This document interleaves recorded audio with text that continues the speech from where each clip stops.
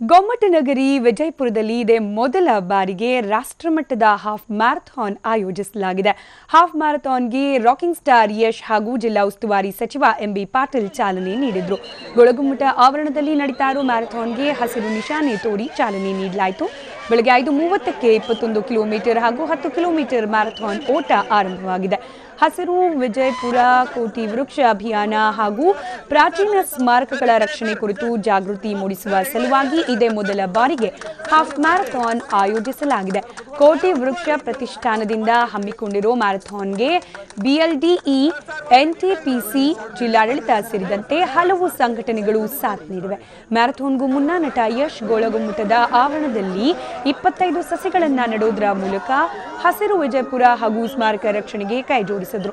ಮ್ಯಾರಥಾನ್ನಲ್ಲಿ 8,000ಕ್ಕೂ ಹೆಚ್ಚು ಜನ ಭಾಗವಹಿಸಿದ್ದಾರೆ.